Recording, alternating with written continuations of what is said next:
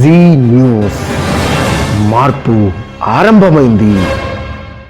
నమస్తే, నేను చెవుల కృష్ణాంజనేయులు. ఆంధ్రప్రదేశ్లో లోక్సభ అసెంబ్లీ ఎన్నికలు వచ్చేస్తున్నాయి.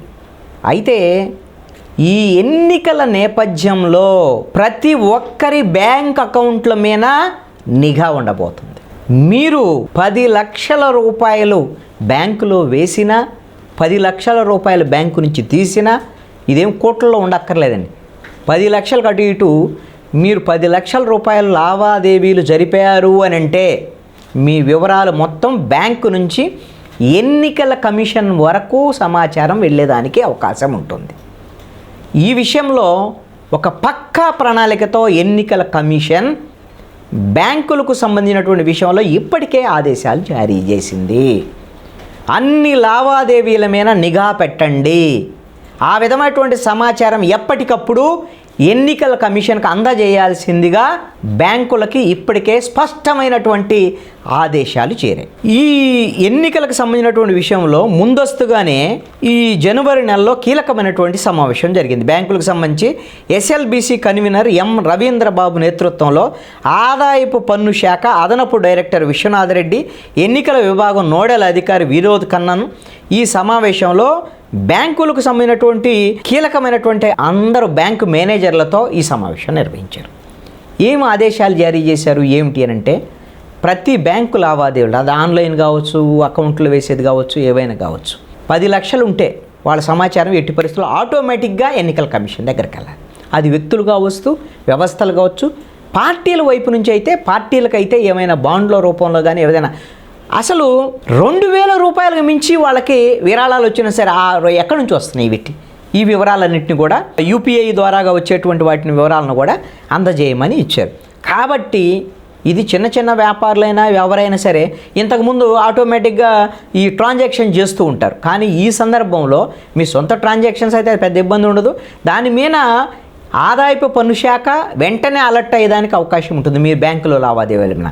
ఆ తర్వాత ఎన్నికల కమిషన్ కూడా అలర్ట్ అయ్యేదానికి అవకాశం ఉంటుంది. అప్పుడు మీరు ఆ లావాదేవీలకు సంబంధించినటువంటి ఖచ్చితమైనటువంటి ఆధారాలు గిన చూపలేదు అని అంటే మాత్రం ఖచ్చితంగా ఆదాయపు పన్ను శాఖ నుంచి మీకు నోటీసులు రావచ్చు.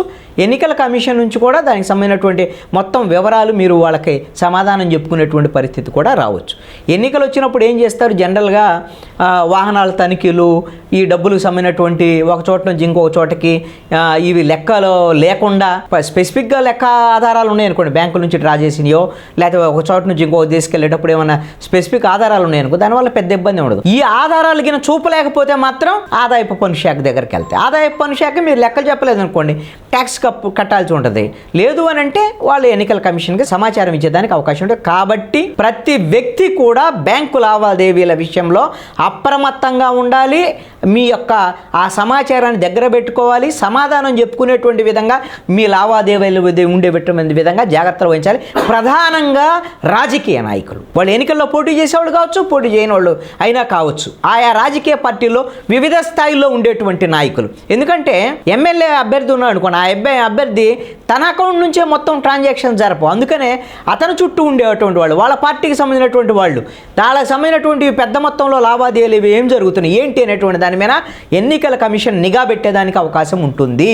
కాబట్టి ఈ విషయంలో జాగ్రత్తగా వహించకపోతే రాజకీయ పార్టీలకు సంబంధించిన నేతలకు కూడా కొంత ఇబ్బంది వచ్చేదానికి అవకాశం అయితే ఉండొచ్చు. ఎందుకంటే ఈ రోజున డబ్బులు అనేటువంటిది డబ్బులు ప్రధానమైనటువంటి రాజకీయాలు. ఒక్కొక్క నియోజకవర్గంలో కనీసంగా 2,50,000 నుంచి 2,70,000 వరకు ఓట్లు ఉండేదానికి అవకాశం ఉంటుంది.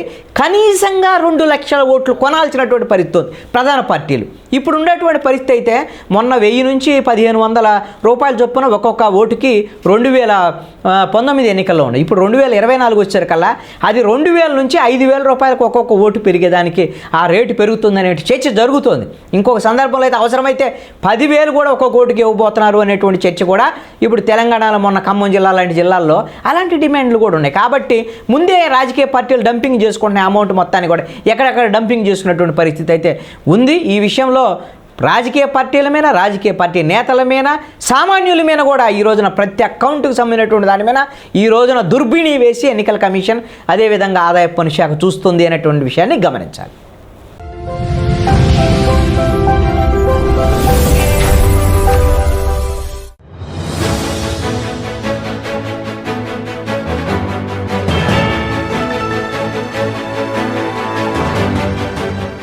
జీ న్యూస్ మార్పు ఆరంభమైంది.